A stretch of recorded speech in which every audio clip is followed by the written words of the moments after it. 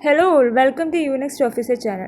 I am Dr. Adra and I will be teaching you important topics of biology which are repeatedly asked in central exams. If you haven't subscribed this channel, then please do subscribe this channel. So in today's episode, we are going to discuss about digestive system. So this is an image showing digestive system. And first let's discuss about the functions of digestive system. The main functions of digestive system are digestion of food, absorption of nutrients, barrier against disease, and elimination of indigestibles. So these four are the main functions. And let's now look into the parts of digestive system one by one.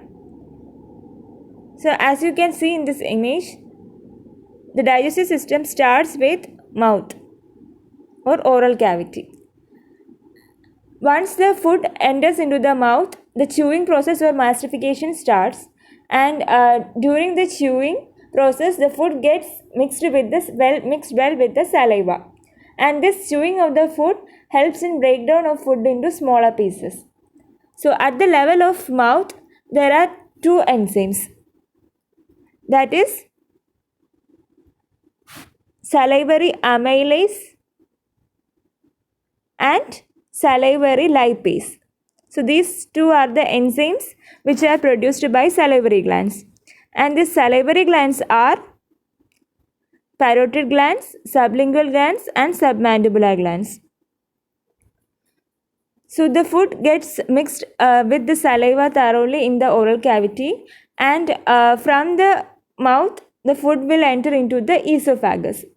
Then at the level of esophagus, there will be continuous waves of the involuntary contraction which push the food into the stomach.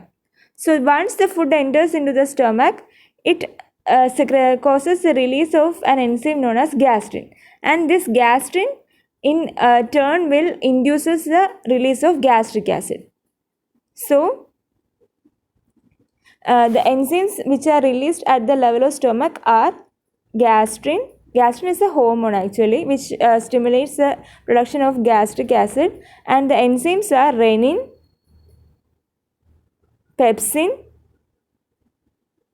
and gastric lipase. So this renin and pepsin, these two are enzymes for the protein breakdown or protein digestion, and this renin is in fact specific for digestion of milk proteins, and this lipase is responsible for the digestion of lipids or fats. So that's all about the stomach. And from the food leaving stomach is known as chyme, and this chyme will in turn enter into the intestine. So the intestine has small intestine and large intestine, and this small intestine is in turn divided into duodenum, jejunum, and ileum, and this can be seen in this image: duodenum, jejunum, and ileum. When the food enters into the small intestine, it is at the level of small intestine at which majority of the digestive process take place. And when food enters into the duodenum, it usually occurs in a controlled manner so as it stimulates gallbladder and pancreas. So as you can see in this image, this is the gallbladder, and this organ behind the stomach is known as pancreas. So while the food enters into the duodenum, it stimulates gallbladder and pancreas. Gallbladder in turn secretes bile, and pancreas in turn secretes pancreatic juice. Okay, so what is the function of this bile? Bile breaks fat into simpler components, and this process is known as emulsification. So this emulsification ensures optimal condition for the lipase to digest fats.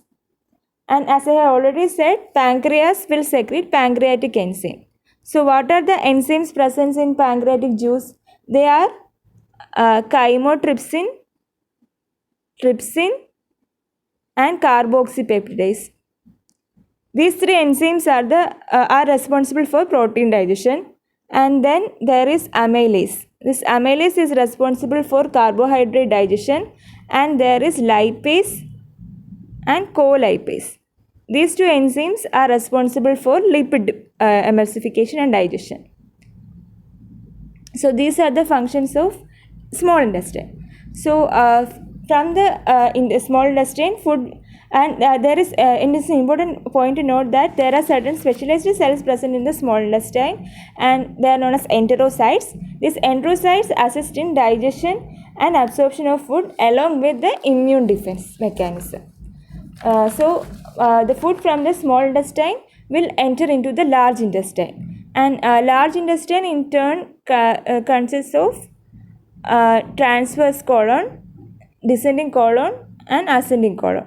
So at this level of large intestine, absorption of food and water is completed, and feces will be formed. And once this feces will be formed, it will be passed on into rectum and anus, and finally it will be excreted from the body.